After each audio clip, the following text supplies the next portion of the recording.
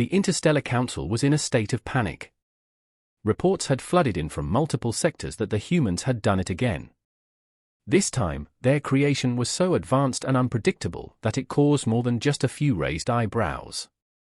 I, Jack 7, was sent to investigate the matter. My metallic limbs whirring as I reviewed the information on my hollow tablet, I noted that the Council had long since concluded that humans, while creative, needed constant supervision.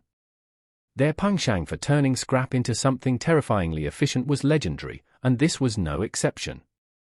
I arrived at the human settlement on a remote asteroid, where a group of engineers had set up their base. The place was bustling with activity, with humans darting around like ants, each with a purpose known only to them. I approached the leader of the operation, a lanky human named Alex, who greeted me with a wide grin. "You're just in time, Jax." "We finished the latest project," Alex announced, gesturing towards an enormous machine in the center of the clearing. "What exactly is it this time?" I asked, trying to suppress the dread building within my circuits. Alex chuckled, a sound that sent a shiver through my processors. "Oh, you're going to love this. We call it the Omni-Duster 5000. "And what does it do?" I inquired. "Well, it's designed to clear debris from space lanes," Alex explained.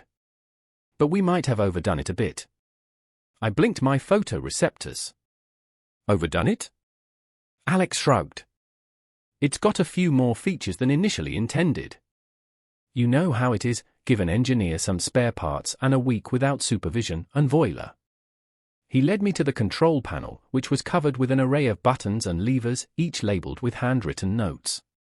The machine itself was a monstrous contraption with rotating arms, massive thrusters, and a glow that suggested a power source far beyond what was necessary for mere debris collection. "Show me," I said, resigning myself to the inevitable. Alex grinned and flipped a series of switches. The machine hummed to life, its arms extending and beginning to spin. The ground shook as it lifted off, and suddenly, the Omni-Duster shot a beam of energy into the space above, vaporizing a passing asteroid into nothingness. "Isn't it amazing?" Alex shouted over the noise. "It can disintegrate anything in its path. This is supposed to be for clearing debris, not obliterating celestial bodies," I exclaimed. "Exactly," Alex replied as if that explained everything. "We realized the potential after the first test. It can also mine resources from asteroids, redirect comets, and destroy planets," I interrupted, horrified. "Well, technically yes, but we haven't tested that yet," Alex admitted somewhat sheepishly. The Council had to be informed immediately. This kind of unchecked technological development could upset the balance of the galaxy. I had come to respect the humans for their ingenuity, but this was beyond what I had imagined possible or permissible. "You realize the implications of this, don't you?" I asked, hoping to impress upon him the seriousness of the situation. Alex nodded, but his grin didn't fade. "Sure do. That's why we're offering it to the Council first. Imagine the possibilities, terraforming barren worlds, harnessing cosmic energy. We're talking a whole new era of exploration and expansion." My circuits buzzed with conflicting directives. On the one hand, the potential was undeniable. On the other, the risks were astronomical. Yet, as always with humans, their reckless creativity walked hand in hand with their dreams of advancement. "I will report this to the Council," I finally said, knowing full well what that meant. "Expect visitors soon." "Can't wait," Alex replied, undeterred. As I left the settlement, the machine's hum still echoed in my audio receptors. The humans had done it again, brilliant and terrifying. Their creations pushed the boundaries of what we knew, whether the universe was ready for it or not. The reckoning back at the Council headquarters was intense. I presented my findings. The chamber was filled with representatives from the galaxy's most influential races, each of whom had varying degrees of exasperation when dealing with humanity. They listened intently as I detailed the capabilities of the Omni-Duster 5000 and the potential consequences of its deployment. This technology could revolutionize space exploration, I concluded, but its potential for destruction is equally significant. Counselor Tetrax, a formidable figure with scales that glinted under the chamber's lights, leaned forward. We cannot allow such a device to remain unchecked. If it falls into the wrong hands, it could spell disaster. We must confiscate it immediately. Humans have proven time and again that their ambitions often outpace their wisdom, chimed in Era, a representative of the telepathic Siren, her voice resonating within my mind. A murmur of agreement swept through the chamber. However, there was another voice, a quieter one, but no less compelling. Councillor Minin from the peaceful Athens spoke up. While the risks are evident, we must not ignore the possibilities. With proper oversight, this technology could be harnessed for the greater good. The debate raged for hours. Voices rose and fell, arguments for and against the human's invention tossed back and forth. Finally, a decision was reached. A delegation would be sent to the human settlement to secure the Omni-Duster 5000. The council would then deliberate on its potential uses under strict supervision.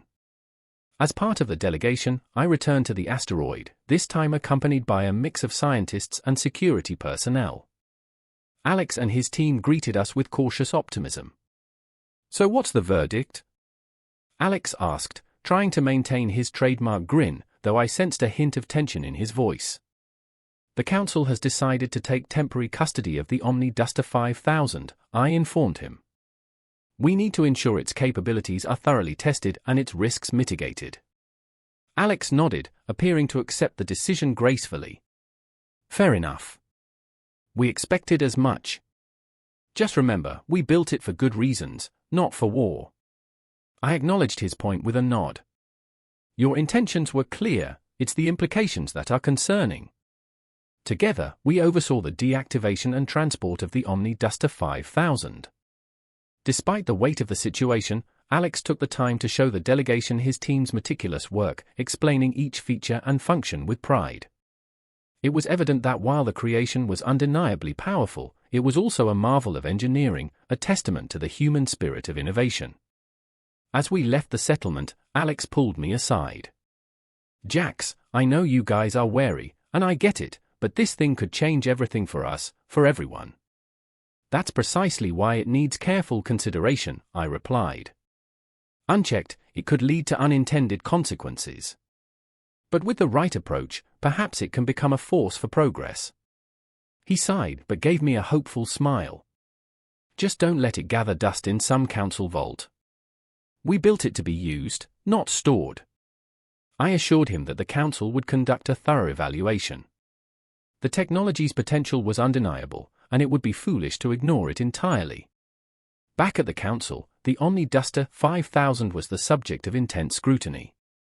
Scientists and engineers from all races collaborated, examining every aspect of its design and function. They tested its capabilities, pushing the machine to its limits under controlled conditions. Over time, consensus began to form: the Omni-Duster could indeed offer substantial benefits if utilized correctly. It had applications in resource gathering, planetary defense, and even space travel. However, strict protocols would need to be established to prevent misuse. The Council eventually approved a proposal to integrate the technology into a broader initiative for space exploration and development. Humans would play a crucial role, given their unique understanding of the machine. They would work alongside other species to ensure safe and effective use. With the decision made, the humans were invited back into the fold, not as reckless inventors but as partners in a new era of interstellar cooperation. Alex and his team were brought on board to lead the project, their expertise invaluable to the Council's efforts. Years later, the Omni-Duster 5000 had become a symbol of collaboration and innovation. It was used to clear hazardous debris from shipping lanes, aid in mining operations, and protect planets from meteor threats. Its success led to further advancements as humans and their allies continued to push the boundaries of what was possible. I often visited the human settlements, working alongside Alex and his team. Their creativity remained undiminished, constantly surprising even the most seasoned engineers with their ideas. Despite initial fears, humanity had found its place among the stars, not through domination or recklessness, but through collaboration and shared vision. The galaxy was better for it, and though challenges remained, the Council knew that with humans as allies, no problem was insurmountable. Their ingenuity, once a source of concern, had become a beacon of hope, a reminder that with the right guidance, even the wildest dreams could become reality.